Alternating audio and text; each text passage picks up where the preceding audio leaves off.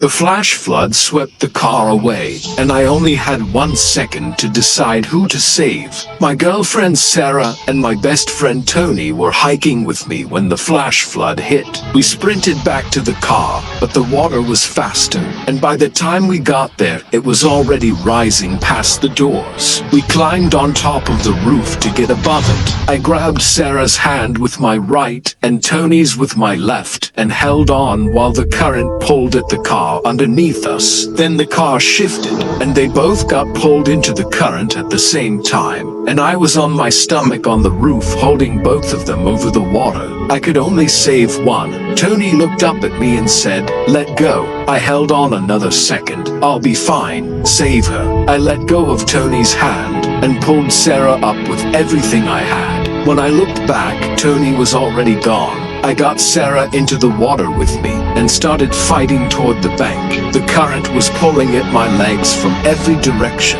and she was screaming Tony's name into the rain. I had one arm locked around her waist, and she had both hands pushing against my chest, trying to turn around, trying to see where he went. Tony, Tony, Tony. I couldn't look back. I dragged her up the embankment on my knees until we cleared the water and collapsed on the grass. She was coughing, gasping, both hands in the dirt. I got to my knees and looked back at the water. Tony wasn't there. I sat there on the bank and thanked God she was alive. I'd let go of my best friend to drag her out of that water. Her lungs were working, and that was supposed to be enough, but she wasn't holding on to me. She was on her hands and knees in the mud, screaming Tony's name at the river like she could pull him back out of it. I reached for her and she fought me, both arms stretching past me toward the water, and that's when it hit me. I gave up Tony so she could live, and she didn't even know I was there. I was going to spend the rest of my life holding a woman who would never stop reaching for the man I let go of. She was still saying his name.